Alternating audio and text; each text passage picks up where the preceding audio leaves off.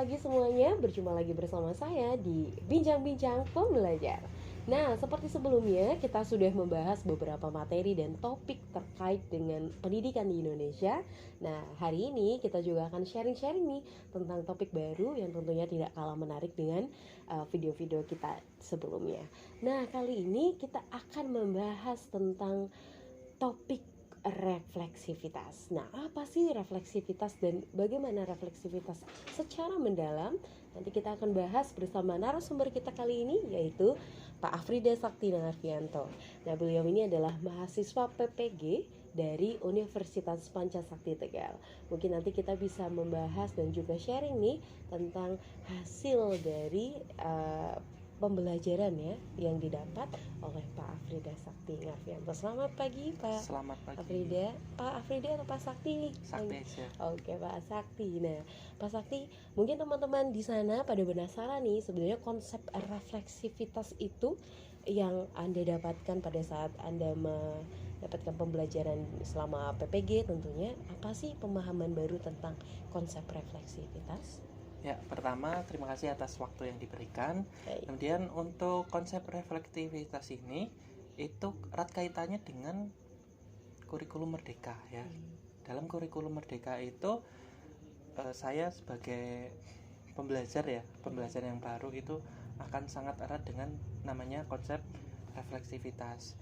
Dalam hal ini refleksivitas adalah gambaran atau sebuah metode bagi seseorang ketika dia sudah mendapat pelajaran atau pembelajaran, dia bisa merefleksikan kembali. Atau ketika kita belajar IPA itu kan refleksi artinya memantulkan ya, kita betul. bisa mencerminkan kembali proses pembelajaran yang sudah kita lewati atau kita lalui, baik itu hal-hal yang positif yang telah kita dapatkan, kemudian kekurangan-kekurangan apa saja yang kita miliki.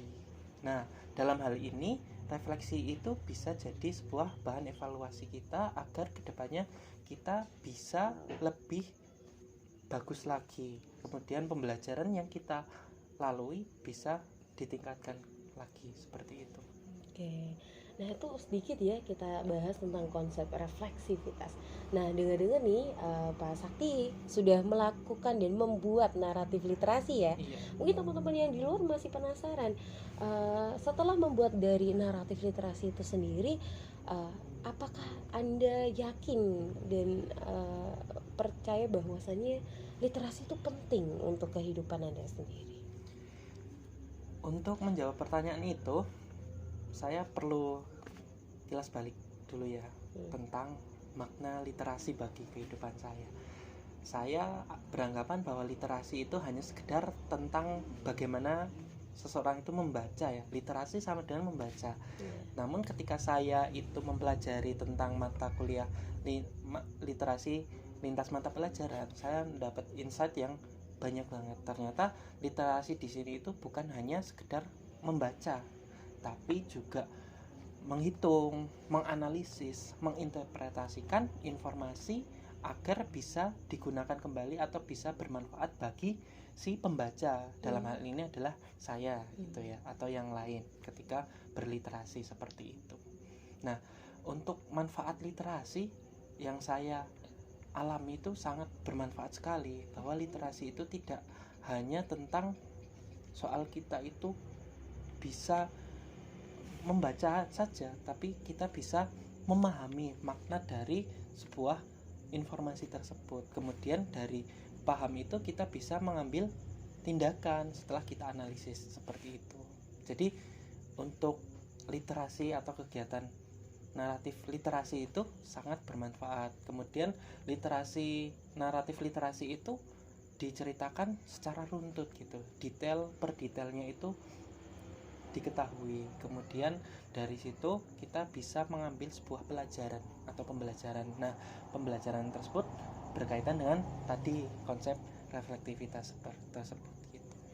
Nah, tadi kan kebermanfaatan literasi bagi diri seorang Pak Sakti ya. Iya. Kalau menurut Pak Sakti sendiri, kebermanfaatan dari literasi untuk masyarakat di Indonesia itu seperti apa? Menurut saya di Indonesia ini banyak fenomena tentang penyebaran hoax ya, atau berita yang tidak benar. Ya, betul. Ya, hal ini bisa diindikasikan dari banyaknya orang yang percaya di media sosial tanpa dia cross check dulu kebenaran berita tersebut, hanya bermodal membaca judul dari berita seperti itu. Nah, kegiatan literasi ini sebagai jembatan atau kunci dari masalah tersebut, bahwa literasi itu ya selain kita bisa membaca, kita harus membaca detail kan, judul, ada isi berita tersebut, kita harus pahami benar-benar seperti itu. Dari pemahaman tersebut kita bisa menganalisis dan menyimpulkan apakah berita itu aktual, faktual, dan dapat dipercaya, sumbernya jelas atau tidak. Kalau sumbernya hanya dari si A, si B, si C, ya ngapain kita percaya seperti itu. Tapi kalau sumbernya itu jelas, kemudian buktinya lengkap, ya kita bisa percaya tersebut. Jadi literasi itu sangat bermanfaat bagi kehidupan bersosial seperti itu. Nah, ini juga termasuk ya pentingnya literasi untuk masyarakat Indonesia, yaitu tadi ya melawan hoax, karena kita harus membaca dengan detail supaya bisa menyimpulkan sesuai data yang aktual dan faktual ya Pak ya. Nah, kemudian setelah tadi ya kita belajar tentang bagaimana literasi sangat bermanfaat bagi masyarakat Indonesia, ini juga tidak jauh pertanyaannya untuk seorang Pak Sakti, dimana kita tahu beliaunya adalah mahasiswa PPG. Sebagaimana kita tahu nantinya Pak Sakti kan akan terjun ya dalam dunia pendidikan, khususnya di sekolah. Nah, sebagai calon guru nih, apa yang paling ingin Anda lakukan kaitannya untuk berkontribusi dalam membudayakan literasi di lingkungan Anda nantinya? Yang pertama yang akan saya lakukan itu mulai dari kegiatan yang kecil-kecil dulu yang bisa saya lakukan sebagai seorang guru ya tentunya. Yang pertama, ketika saya masuk kelas itu saya akan mewajibkan untuk peserta didik itu berliterasi. Yang pertama itu ketika mata pelajaran saya dimulai, kemudian sudah belajar atau belum? Belum Pak, biasanya kan kayak gitu ya. Terus silakan dipelajari dulu atau dibaca dulu bukunya, misal 10 menit. Nah, dari situ nanti saya akan melakukan tanya jawab. Nah, tanya jawab kepada siswa. Apa yang sudah kamu baca? Kemudian hal apa yang menarik yang perlu kita bahas? Kemudian apa yang bisa ditanyakan oleh siswa kepada saya?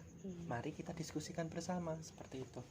Kemudian ketika ada hal-hal atau fenomena yang berkaitan dengan kehidupan nyata, mari kita eksplorasi gitu. Bereksplorasi, siswa antar siswa diskusi bareng, nanti nyari informasinya di misal di internet. Nah, seperti itu. Nah, di situ merupakan kegiatan literasi juga. Jadi siswa tidak hanya bergantung pada guru, tapi dia bisa mandiri dalam mencari informasi, kemudian menyaring informasi yang benar seperti itu.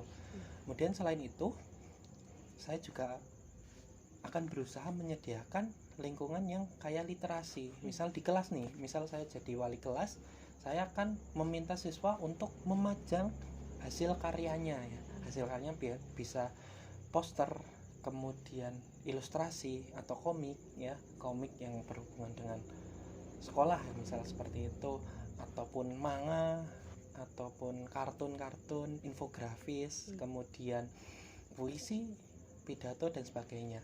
Itu untuk ditempel di dalam kelas. Hal ini untuk apa?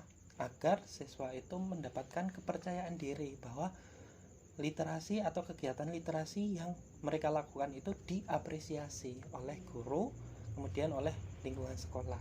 Selanjutnya ketika ada hari besar sekolah, hari besar nasional, saya akan berusaha untuk mendorong agar siswa itu menyediakan ruang untuk kegiatan literasi. Misal ada lomba yang bertemakan literasi, misal pidato, kemudian debat, kemudian misal mendongeng, teatrikal dan sebagainya. Hal ini bisa bermakna bahwa literasi itu diterima dan dibudayakan di sekolah seperti itu. Dan tak kalah penting lagi, peran orang tua di rumah dalam membangun budaya literasi. Jadi di sekolah dapat budaya literasi, di rumah juga dapat budaya literasi, seperti itu. Jadi antara orang tua dan guru itu saling sinergi, maka akan tercipta generasi emas yang bisa membanggakan Indonesia, seperti itu. Wah, keren sekali ya. Kita nantikan sumbangsi dari Pak Sakti setelah nanti jadi guru ya Pak ya. Setelah ini mungkin akan terjun ke sekolah.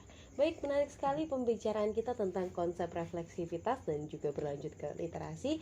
Kita juga diingatkan kembali bahwasanya literasi itu sangat penting untuk kita. Dari mulai kecil sampai kita dewasa, kita akan tetap membutuhkan literasi supaya kita bisa memerangi hoax atau berita-berita yang tidak sesuai dengan fakta.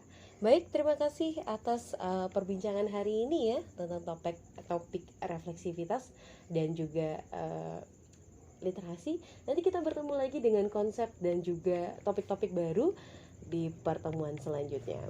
Terima kasih sekali lagi, kita tutup. Sampai jumpa.